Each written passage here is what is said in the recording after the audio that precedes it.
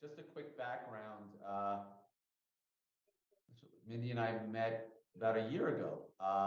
I'm part of in a mastermind group that is filled with amazing mentors and coaches, and Mindy is one of the mentors.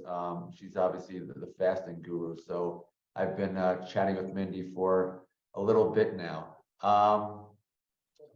Let's get started. I'll give a little background. And let me give you a little background on my thoughts. So, and a lot of people have said, Andrew, you're a real estate attorney. You know, why are you getting involved in wellness, or why are you talking about wellness?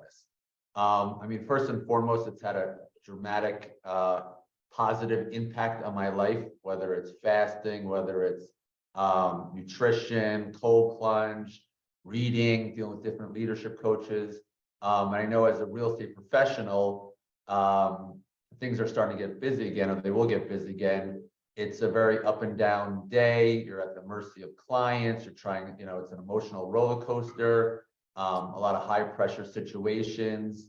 And I've found fasting, as well as some other areas, have really given me a sense of calmness, given me a sense of, you know, awareness. You know, I definitely, still to an extent, but was a, you know, binge snacker. And, you know, when you're fasting now, you kind of sit back and you recognize, you know, when you're running to eat, when there are emotional issues. You know, I get a bad phone call, and literally 6 months ago now, I've kind of gone through past it, you know, with consistency. 6 months ago, it was funny, I would get a bad phone call or in a tough situation, and I'm working from home, like, oh, let me get a snack. And then you start to actually recognize it. It's kind of like issues, identifying. Crazy, but just go back to you know, my journey. But let me introduce Dr. Mindy.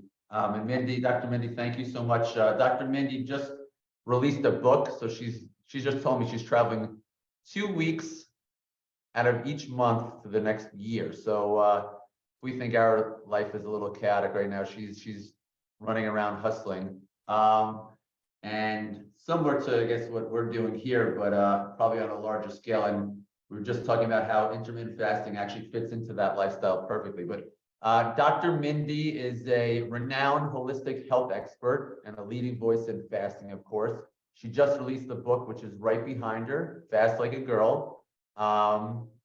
Mindy has empowered thousands of people throughout the world to harness healing abilities through fasting, diet variation, detox, stress management, lifestyle changes. And the whole idea is really to obtain optimal health, slow down aging, and so many other, you know, benefits, which we'll get into. The book is right now already a bestseller on Amazon, Wall Street Journal, and Publishers Weekly. So, Dr. Mindy, if I missed anything you want to touch on, it's all yours. But tell us kind of when fasting became part of your lifestyle. Yeah, you know, thank you, by the way, Andrew. I'm excited to be here for everybody, and I hope by the time we get done with this, you'll be inspired to fast, because it's an incredible performance tool, and we can chat about that. I found fasting in my mid 40s. I'm 53 now, and I was using it as a tool as I navigated the perimenopause years and energy crashes at 3 p.m. I, you know, a little bit of weight gain issues, some fatigue in general, and insomnia. But most importantly for me was the lack of mental clarity that comes for a woman going through perimenopause. As estrogen goes down, our mental clarity can really go off. And that's a whole nother topic. So I discovered, I launched into the science of fasting. And what was really interesting is that the time that I came to fasting, there was a Japanese scientist. His name is Dr. Yoshinori Osumi, and he was given the Nobel Prize in Medicine and Physiology in the year 2016 for his discoveries on a term called autophagy. And autophagy is a term that we use to say that when your body goes a significant amount of time without food, it actually becomes stronger. And the cells start to repair themselves.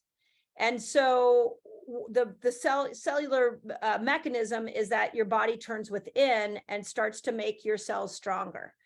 So that was really exciting. He was sort of the first person to bring it out there. And then all of a sudden the pharmaceutical industry got a hold of it and was like, well, let's create a drug that can stimulate autophagy.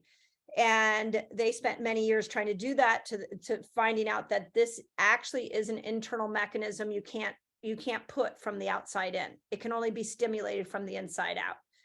And so the science fascinated me, and I basically started applying it to myself, the principles of fasting, to my patients. I then took all the science and started teaching it on my YouTube channel. And that was about 7 years ago. And now here we are. We've literally fasted millions of people worldwide. I've created a formula that works really well for women. But most importantly, I really look at fasting as this tool to end chronic disease. It's a tool to improve your mental state. It is a tool to slow down aging. There's so many reasons. Extended period. No, it's okay. Extended periods of time without food. And in the book, I talk about 6 different lengths fasts, and we can dive into that. But it was really the science and the application for myself that just pulled me in. Yeah, and we've gone through, I mean, you've taught me, I guess, the basics of intermittent fasting. And Dr. Mindy and I and a group, we actually went through a 3-day fast this summer. So, I mean, obviously, you know, that sounds overwhelming for many people. I guess maybe take us through some of the fasts. And believe it or not, the 3-day fast, we had a group, so there's a lot of support, and Dr. Mindy was the leader of that. But believe it or not, it wasn't, you know, nearly as difficult as I would have imagined. I actually exercised every day. I was training for a triathlon, exercised, you know, more than an hour a day, not to advocate for over exercising. But yes, I guess we should talk about the different types of intermittent fasting. I know a lot of my friends are doing 12, 14, 16 hours, maybe fasting 24 hours once a week.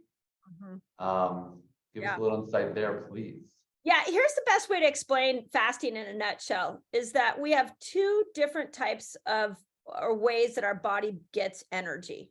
One is from the food we eat, and one is from the fat we burn. And the fat we burn only can happen, the actual burning of fat only happens when you're able to go a certain period of time without food. It's like a hybrid car. The body switches over into this fat burning system. It's also known the ketogenic energy system. So when all we do is eat, like we try to work with our food and we eat 6 meals a day, we wake up and eat breakfast, and we don't go longer than 8 hours without food, what's happening is we're just operating from one fuel system. So you're not ever accessing this other fuel system. So we've all experienced that. As I eat breakfast, 2 hours later, I'm hungry. I eat a snack at 10, a couple hours later, I need to eat again. And so you're just going up and down in this sugar burner energy system. When you go 8 hours or longer, the body switches over into the fat burning energy system. It takes usually about at the 12-hour mark, where you've gone 12 hours without food. What happens is your body starts to create another fuel source. And that fuel source is called a ketone. Now, many of you might be like, well, is this a ketogenic diet? It actually has nothing to do with the ketogenic diet. It's actually this fuel source that switches you over. And what a ketone does, the only way that the body can make a ketone is by burning your fat. So it burns fat throughout your body. It burns fat around your liver. So visceral fat, the fat that will kill you. It burns fat wherever it can find it.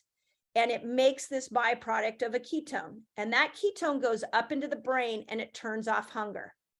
So a lot of people think the longer I fast, the more hungry I will get. But to Andrew's point, when we took this group of new fasters through a 3-day water fast, it was crazy how well they did, because the longer they went, the more the body knew what to do.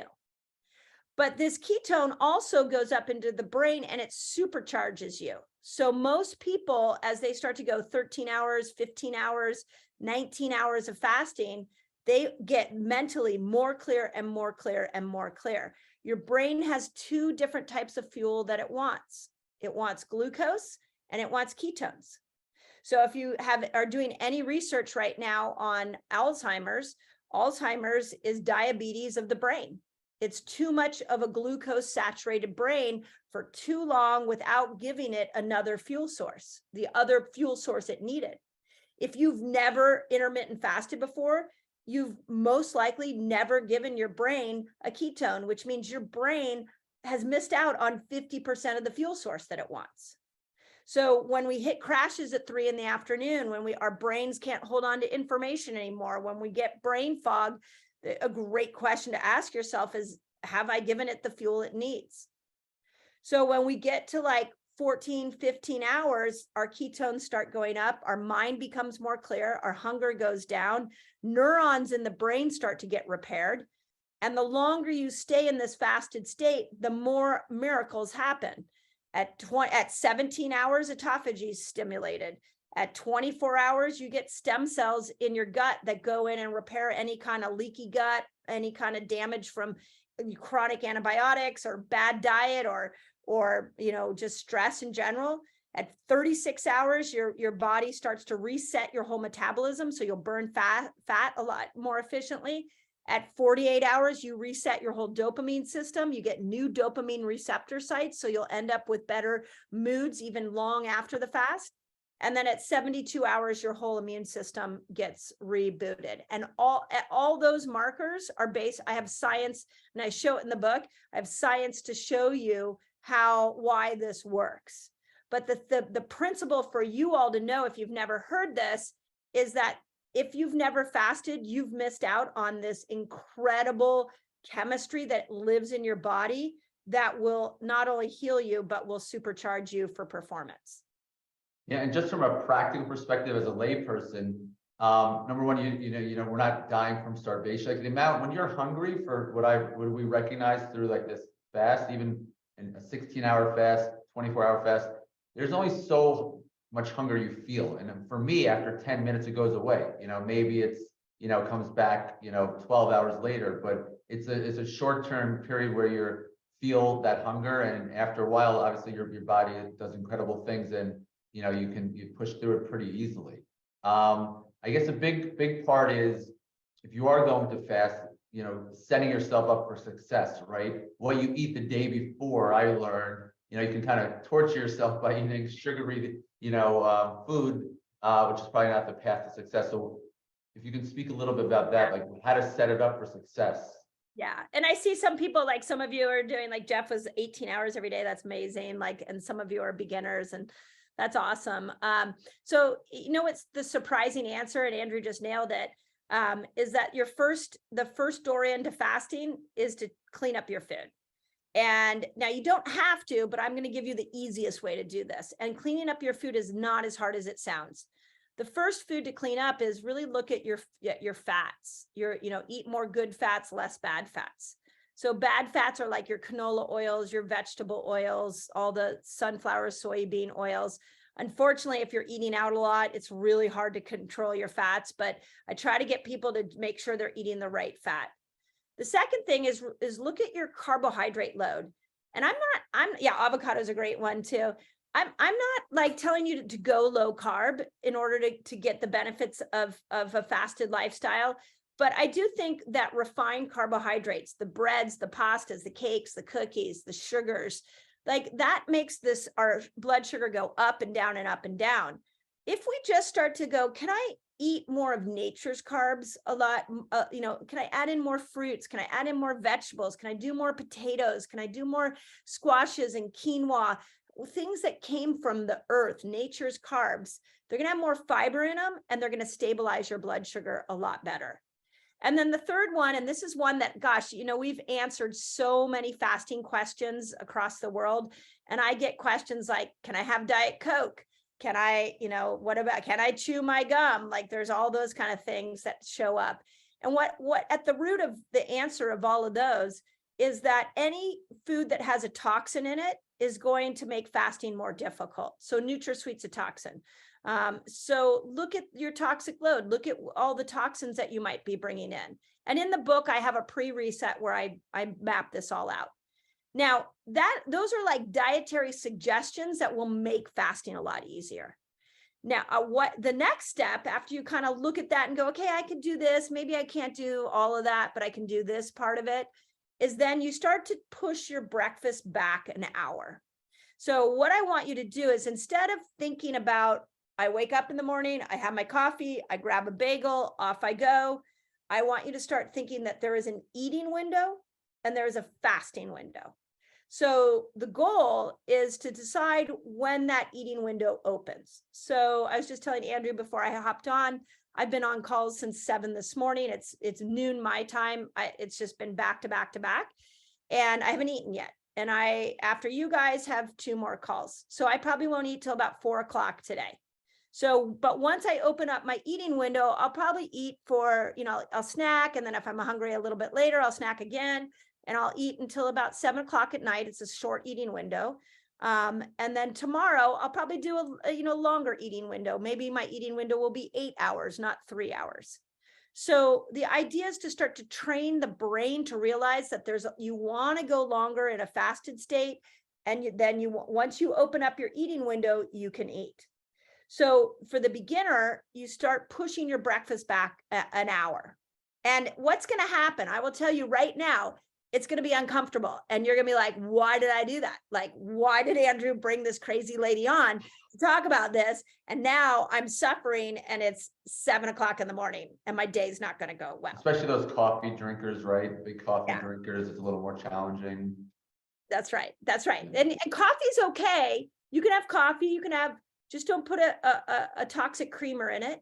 You can have a little bit of milk if you want. That works for some people. That's actually, coffee becomes a crutch to help you get into a more of a fasting lifestyle. So I'm okay. I'm not anti-coffee. It's just what we put in our coffee. If you put sugar in your coffee, that's going to make it really difficult. But cream is good. This is where the buttered coffee world got really, really popular. So, and there are drinks, I map them out in the book, like drinks you can have in that fasted state. But the goal is you're trying to eventually get to where you are 13 hours without food. That's your first fasting ledge. So if your count right now, you might be 8 hours is the most you ever go, because you get to use sleep, by the way, in that 13 hours. So let's say you sleep for 6 hours. I'm going to assume this is a high performing grip. We might be a lot more work, less sleep. So let's say you sleep for 6 hours. Then you just have another 7 hours to go where you can be drinking your coffee if you want. Or maybe you finish dinner at 8 o'clock.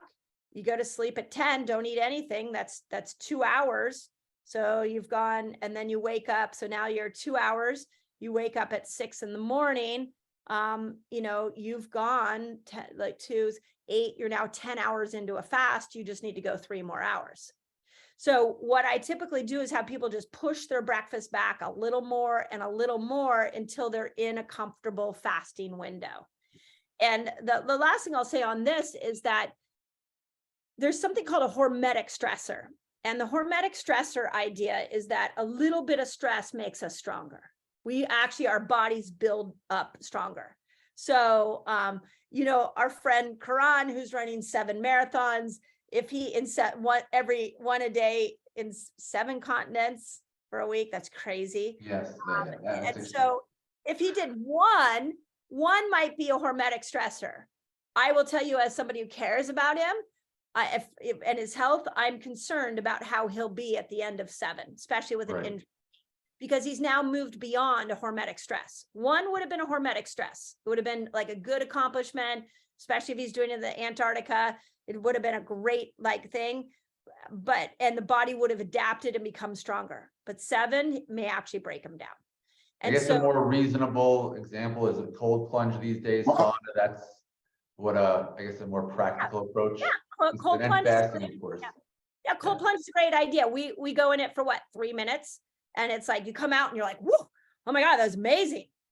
But if I kept you in there for 10, now we're in a dangerous place. Right. So that's a great example. So with fasting, we're doing the same thing. We're dipping in to these fasted states to heal, and then we're dipping back to food. And so that's why in the book, I show 6 different length fasts. and you get to choose how you dip in and dip out. And, you know, what Andrew and I did last year is that he said, here's my lifestyle. This is what I want to accomplish. And so we used, okay, well, how about you do 1 day a week, you do a longer fast? How about 2 days a week, you don't fast? Like, how do we dip in and out of this healing state? Yeah, for me, I find, just to give an example, my schedule, usually I'm running around a lot in the morning, then I'm in the office from about, 1 to 5 or 1 to 6. And I try to eat, obviously, while I'm in the office. And I even eat dinner at the office for, number one, that, fills me up and reduces the likelihood of me snacking it when I get home. I don't need to eat dinner because I just ate a big, healthy dinner at the office. So I go home, I don't even think about food. And then we start all over again in the morning. Breakfast, it becomes, another, it doesn't even become a thought. And you push yourself to lunch. But I guess Jeff had a good question. It can be, isn't it good to be inconsistent with the fasting windows, because it kind of, again, it's a little bit of a stressor if you shake it up a little bit. You don't want your body getting so used to the same hours. Yeah, here's the and that's a really good, like, next level question, because here's what has been the biggest message I'm trying to bring to the world around fasting, because fasting's caught on as this incredible tool, is that we're trying to mimic our primal ancestors. And what our primal ancestors did is they came out of the cave. They didn't have food. They didn't have a pantry. They didn't have a refrigerator. So they had to go hunt for food. Sometimes they could go find food very quickly. And so they would make a kill, come back, and it would be fine. They would feast. Sometimes it would take days for them to find food. So they would go and find food maybe 2 days later, living off of the ketones. They made a kill, they came back, they feasted. So the way our body was designed was not for always the same every single day, because it was unpredictable in those primal days. Sometimes you got food and you didn't fast at all. And sometimes you had to you went a long time, like in the winter, and there's a lot of debate in the fasting world about maybe we're meant to fast longer in the winter because that's what the cave people had to do. And in the summer, we don't fast as much. But you are literally mimicking your primal ancestors, and they didn't have consistency. They had inconsistency.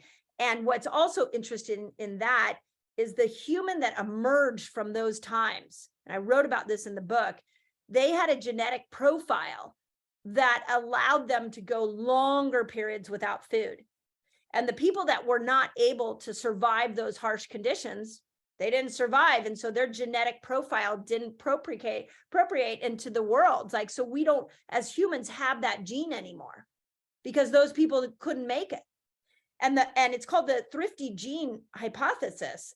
And what's fascinating about that is right now, with metabolic syndrome being such a massive problem for us, and with chronic disease being a worse situation and killing more people than acute diseases or even infections, is that chronic disease, the belief is that we are living against our genetic profile. You were not genetically designed to eat all day. Doesn't matter. That 6 meal a day, I cannot find any research showing us that it will speed up your metabolism. And if you're eating all day, you are going against your primal design. And the concern is that chronic disease will ensue much quicker for you. Yeah, I mean, and just the energy levels. I mean, I don't nap on the weekends anymore. Years ago, you'd have a snack and take a nap. It's hard for me to even like fall asleep on like during the day. At night, I crash after a long day. It's no problem. But I guess Cindy asked the question. Cindy sounds like a somewhat veteran faster, but I guess the question really revolves around, first of all, she uses LMNT, which I know you're a big advocate of during the day. So what I do, I guess the whole idea is try to drink water. I'm better with like sugar-free electrolytes, which LMNT has some salt, right? And it's sugar-free. I use Ultima as well. I guess anything that doesn't have sugar in it, right? Anything that doesn't have sugar. Yeah. But what's, I guess, some favorite ways to break a fast? And I guess it depends on how long the fast is and how you break it, right? And how sensitive your body's going to be. Yeah, and it's such a good question. And thank you, Cindy, for asking it. Couple things in Andrew's question that I want to make sure I point out. One is that when you go into a fasted state, there is a depletion that's happening. And that depletion is actually triggering a healing response. So sometimes though, we have to help the body through, like add minerals in. Most of the world, the surprising thing for me watching millions of people fast is that most of the world has a mineral deficiency. And that's coming from our farming techniques, and that's a whole nother story. So when you add in, like to Cindy's point, she added in element, that's one of the things we recommend. So then the question that Cindy asked, which I love, is that we have to not villainize food. I mean, I love food. So when I eat. So that entry back into food, there is a critical moment when you break your fast, because you've gone into this healing state and now you're going to eat. So you can amplify that healing state by being very strategic about that break fast meal. And in the book, I map out, I have recipes and I have a whole chapter on breaking your fast. Men, just because the book's called Fast Like a Girl, I can't tell you how many men have bought it, sent us messages and are enjoying it. There's great fasting information in there, FYI. So there's this whole chapter on breaking a fast. And there are 3 things that you want to break your fast with, or you have options to. One is protein. So for me as a 53-year-old woman, protein is my favorite thing to break it with, because protein stimulates muscle growth, and protein has amino acids in it that will help keep your brain working really well. So with protein though, you want it to be about 30 grams of protein. And here's why. When you eat 30 grams of protein, you trigger an amino acid receptor site inside the muscle that tells the muscle to build stronger. The more muscle you have, the more insulin receptors you have. So typically, this is why men don't gain weight as quickly as women, because they have more muscle, which raises their metabolism. So muscle also raises your metabolism and opens up receptors so that glucose can go into those receptor sites, typically.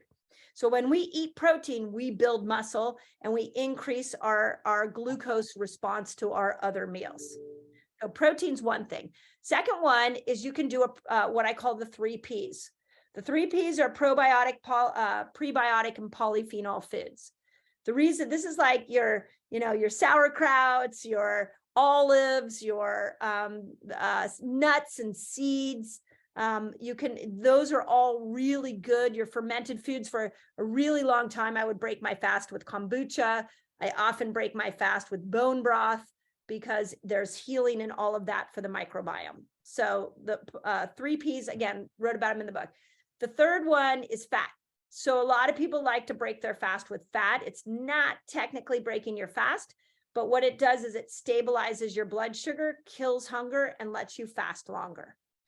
So a classic meal that I will break my fast with is, is an avocado with sauerkraut on top. And then I'll sprinkle some chia seeds on top of it. And then, maybe take a handful of nuts, or I'll maybe hard boil some eggs for protein. And I'll actually put all 3 of those together.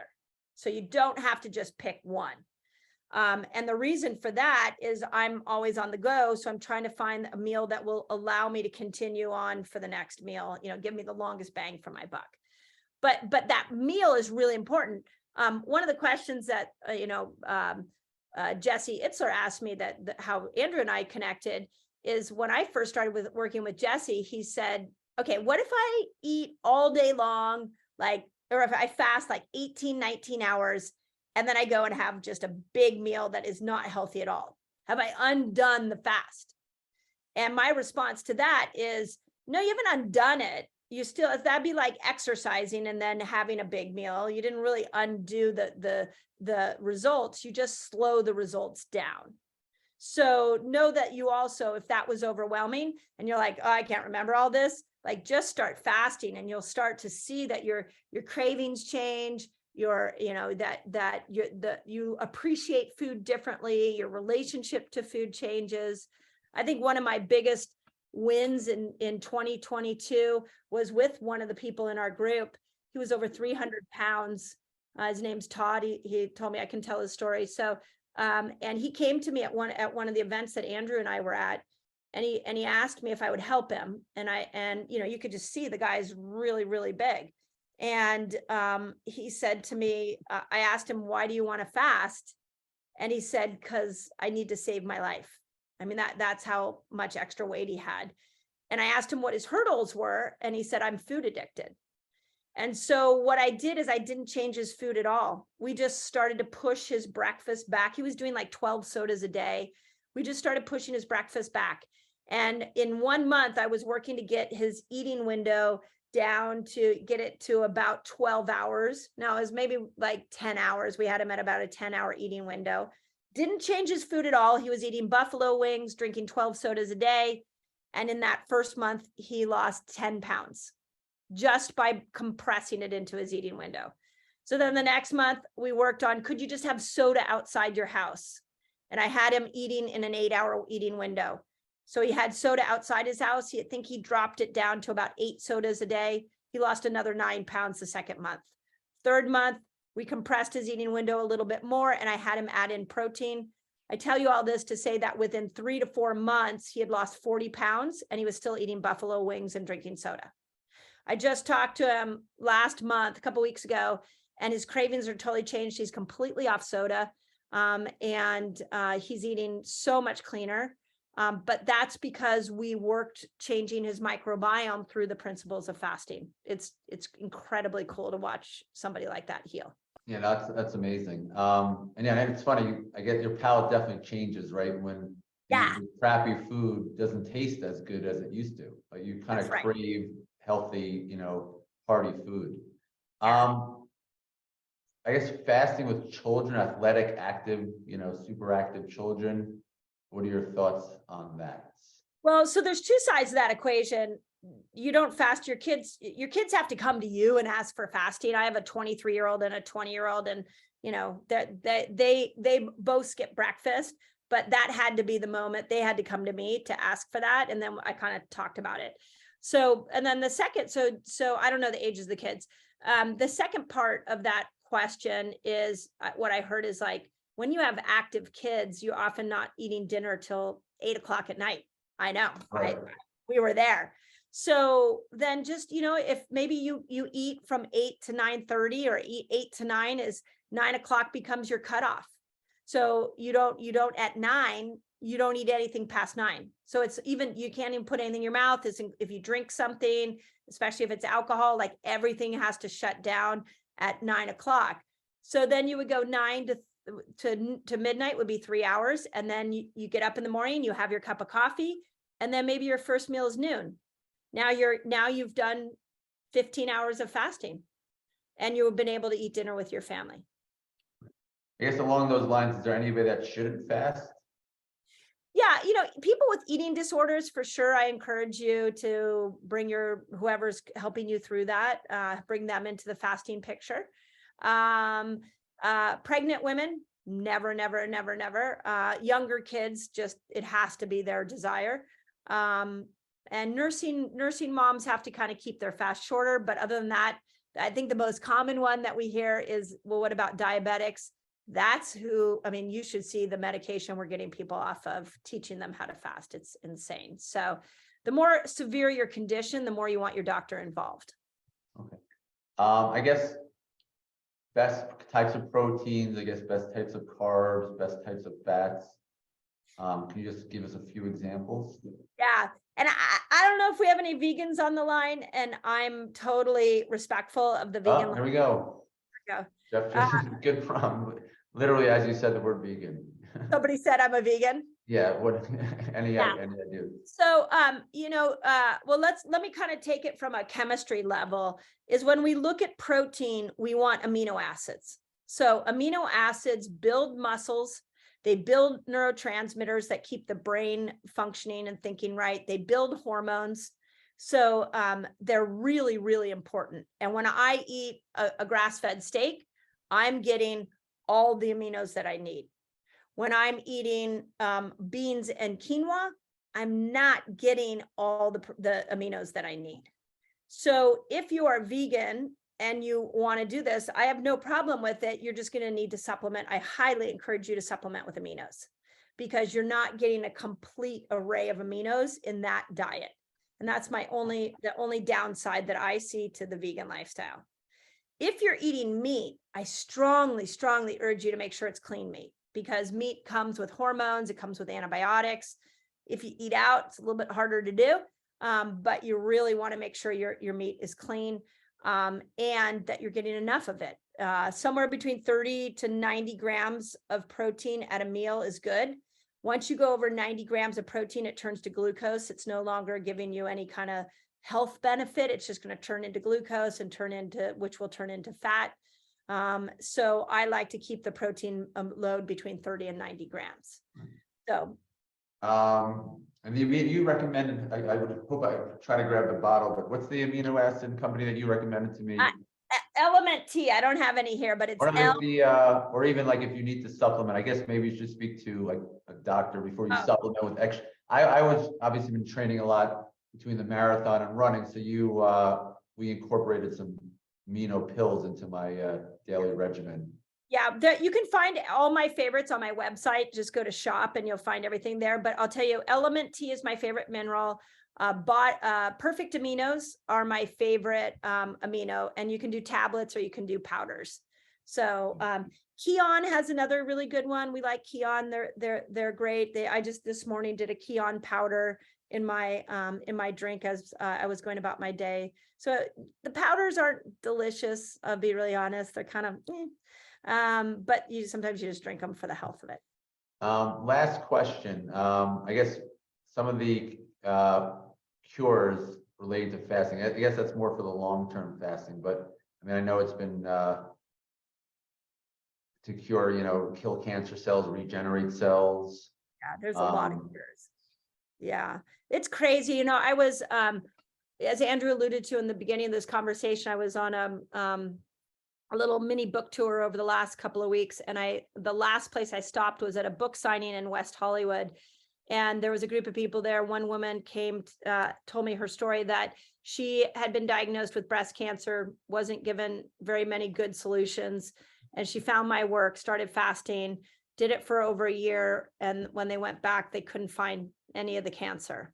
And there is a really famous study that was done showing that women who have gone through breast cancer treatment, that if they just fast as little as 13 hours after they've done traditional chemotherapy or whatever their traditional route was, if they adopt a 13-hour intermittent fasting lifestyle, they have a 64% less reoccurrence of breast cancer, which is huge. Like, I don't even know a drug basically that can do that.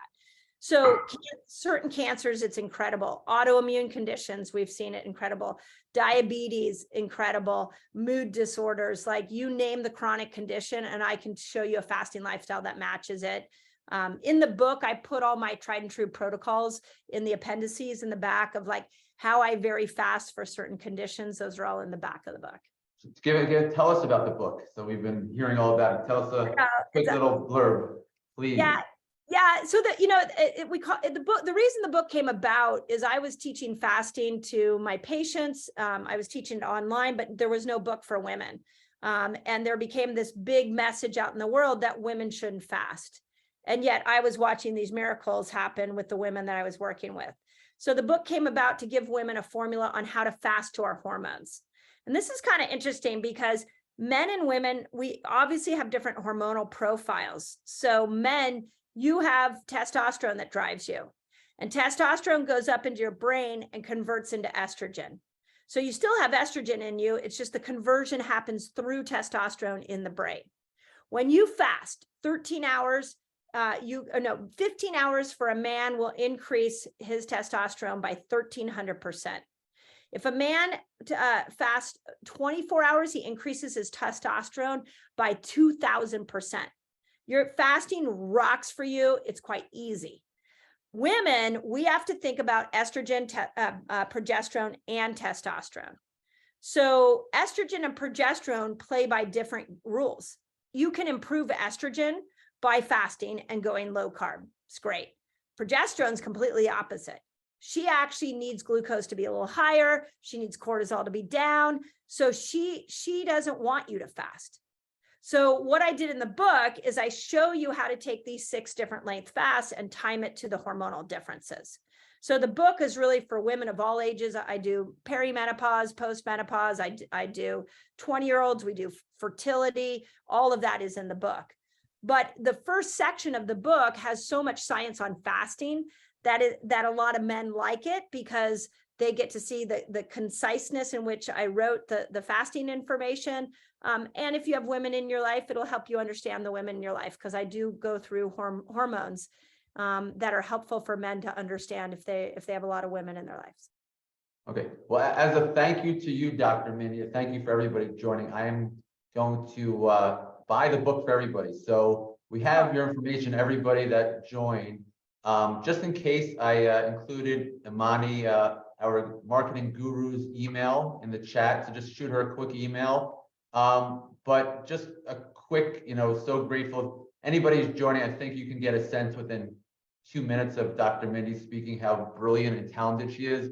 And I won't say this lightly, we are incredibly grateful and privileged, and even to have Dr. Mindy. She's literally traveling and on a tour with her book. So the fact that she gave us her time, I really want to thank you so much. She's helped so many people I know. She's helped me so much, and it's incredible just to have her with us today. So we really thank you so much from the bottom of my heart. I know you're busy. I know you're running around. I actually want to end this shortly just to give you a little break and be respectful of your time. Thank you. But thanks everybody for joining. Send us your email, and Mindy, all the best with your book, and I'm sure I'll see you soon enough. Yeah, thank you, Andrew. I appreciate it. Reach out, you all. If you want to dive in right away too, you can go to my YouTube channel. I think I have like 1,000 videos on fasting there too. So there's a lot of nuance. Instagram, YouTube, everything. Yeah, there's tons of information. But thank you, Andrew. Good luck. Thank you. All right. Bye-bye. Okay, bye. Thank you. Bye-bye.